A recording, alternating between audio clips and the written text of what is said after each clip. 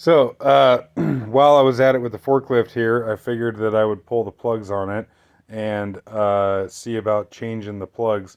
Um, Unfortunately, although, well, yeah, unfortunately, it's not surprising, but it looks rather rusty and crusty down in there. Um, Sucks. But on the other hand, it kind of makes sense, I guess, because this thing never ran for very long at a time. Um, and being propane, I'm sure that's putting a lot of moisture into the engine. But so this is what came out of it, Denso, and obviously, like on one hand, there's not hardly any wear on it, but it is kind of rusty, crusty, and I have some new old stock Champion spark plugs, and near as I can tell, this is the part number that would have originally gone in this engine back in the day. Toledo, Ohio. Yeah, and really, I guess that makes sense. Considering the forklift is made in Ohio. And, yeah, no, I showed it in the other video, but I got some cool new old stock Ohio brass valves to go on this thing. So, yeah, it looks kind of funky right now, but I don't know. You imagine this thing all nice and cleaned up and what have you with a bunch of new old stock parts on it. But the reason that I have these plugs is because it is what goes in the old Wisconsin engines. And so the plugs that are in this one right now, I actually just cleaned up.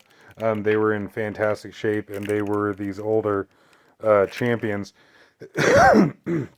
But so that's pretty cool that for one, it takes the same plug. I also just thought it was funny, champion air compressor, champion spark plugs in it. Just, I'm a dork and I like the old shit.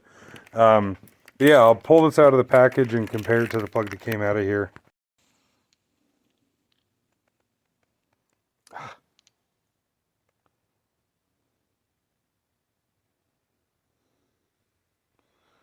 So that looks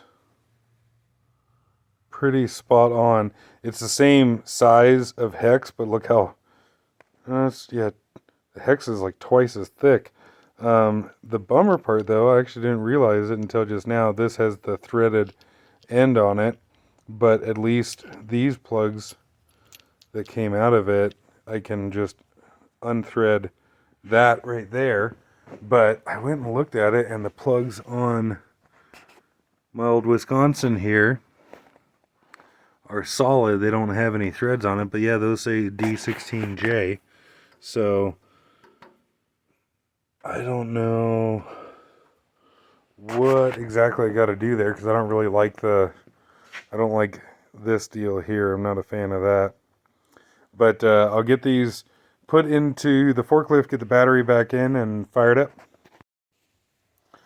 So unfortunately, more of the same here with the rusty, crusty plugs.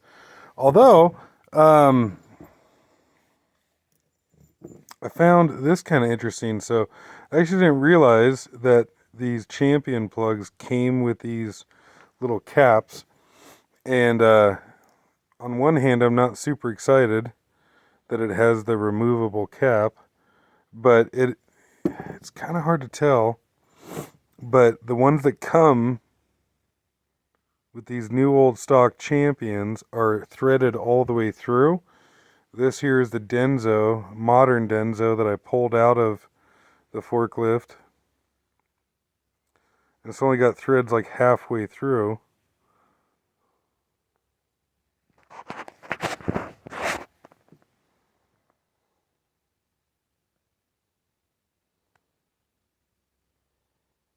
Yeah. So when I go to put this on there, you can see how far it falls down on the threads where This one here, being the champion one,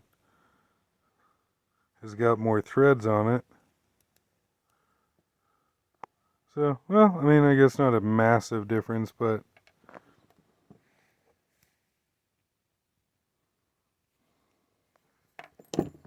so both of those are started about the same amount.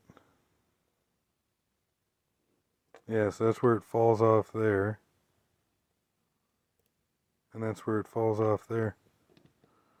But yeah, I don't know. I just thought that was kind of interesting, like difference between quality in the old stuff and the new. All right, got it back together at least for tonight. I ended up sucking out the hydraulic oil and refilling it. Oh yeah, and it looks like there's moisture on there. It's actually like staining on the dipstick for some damn reason. I put John Deere High Guard in here for the moment. Well, not for the moment. I hope to use that as hydraulic oil in here because it's what my backhoe takes, and just be nice if kept life simple. I got the second coolant shutoff valve on there with the Ohio brass. These elbows that are on here right now are cast iron. I'm eventually going to change them out for some Lee brass fittings. Lee is the only company that I can find anymore that makes brass in the U.S. anymore. Everything else is offshore, which is, really unfortunate that that's the way everything is nowadays. But yeah, I don't have 90-degree fittings for that tonight. Got the plugs in, gap to 25 thousandths. I didn't actually check the points gap in the distributor, but it looks like somebody just replaced it, and you can see the new cap and what have you on there, and it runs pretty good. So for the moment, anyways, I won't fuck with it.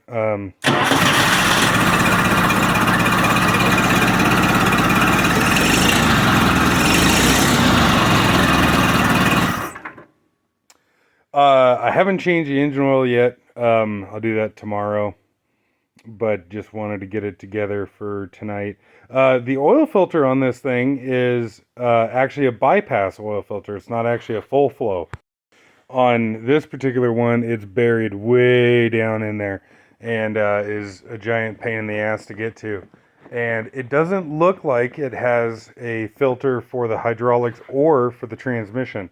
And so I think what I'm going to do is, well, for one, I'd really love to get an oil bath air cleaner and move that out to up front here, and then probably put filters for engine, hydraulic, and tranny right up front here, because there's not really anywhere else to put it easily accessible on the machine. I, of course, don't want to, put it on the side and screw my side clearance.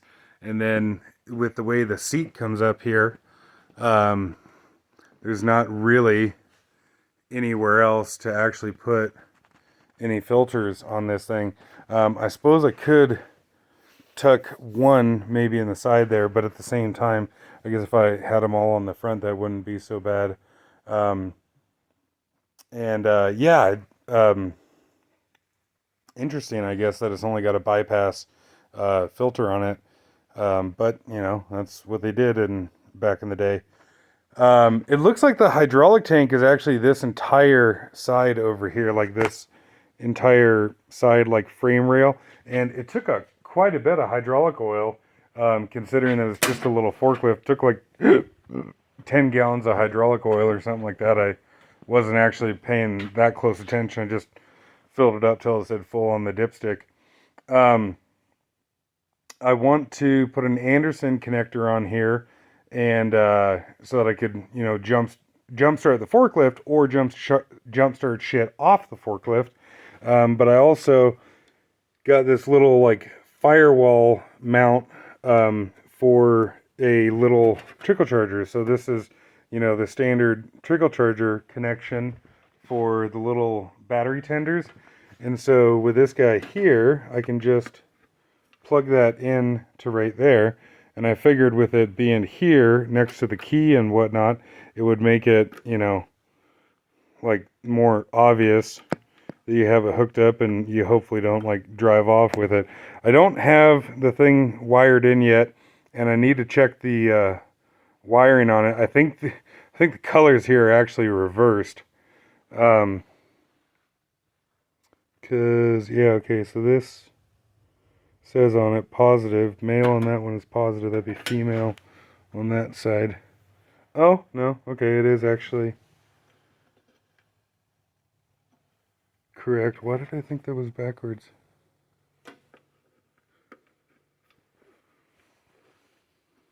I don't know. Whatever. But yeah, I figured that was kind of a cool little deal. So yeah, doing a little more looking around on the interwebs, it does appear to be that these Continental 163 is what they put in the SA200 welders, and evidently the Continental 162. I can't find any information really as of yet as to what the difference is between the two models, but it seems like a lot of parts interchange between the two of those. If anybody has any insight on that, I would be much obliged to hear. And yeah, fucking, I've always wanted an SA200 welder just for shits and giggles. Like I don't fucking need one, but I've always wanted one.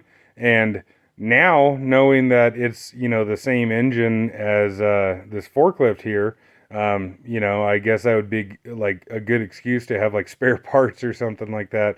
I really like having things, equipment that takes that all takes the same parts. Um, Even just shit like I've got my old DeVilbiss air compressor here that, of course, takes 3 belts.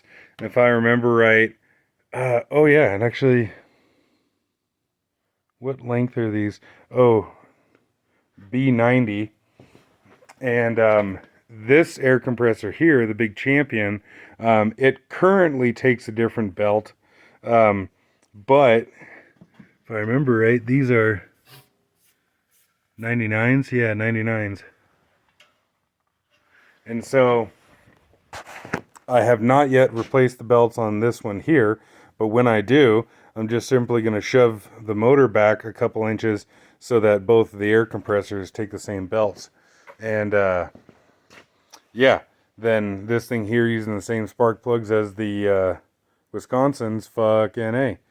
I feel like there was something else I was going to say. Oh yeah, that was the other thing I was going to say. So I got a steering wheel spinner for it and got a John Deere one just because I was at the dealer.